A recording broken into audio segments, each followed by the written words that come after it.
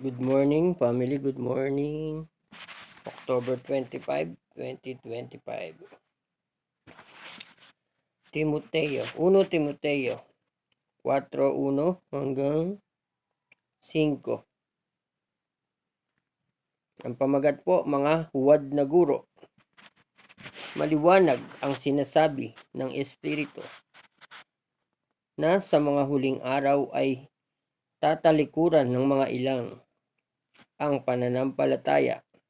Susunod sila sa mga mapanlinlang na espiritu at sa mga katuruan ng mga demonyo.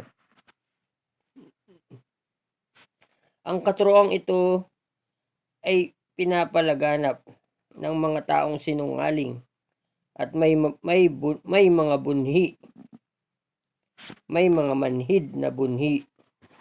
Ipagbabawal nila ang pag-aasawa at ang ilang uri ng pagkain. Mga pagkaing nilikha ng Diyos upang kaining may pasasalamat ng mga mananampalataya at nakauunawa ng katotohanan.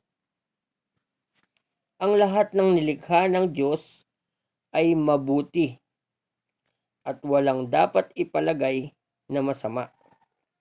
Sa halip ay dapat tanggaping may pasasalamat sapagkat ang mga ito'y nilinis ng salita ng Diyos at ng panalangin. Thank you, Lord. Marami pong salamat sa umagang ito. Pagpalain niyo po, magpapala sa amin at ingatan niyo po ang mag-iingat sa amin. Patawarin niyo po kami sa aming mga kasalanan, sa isip, sa salita, sa gawa, sa espiritu, at sa laman. Sa pangalan ni Jesus.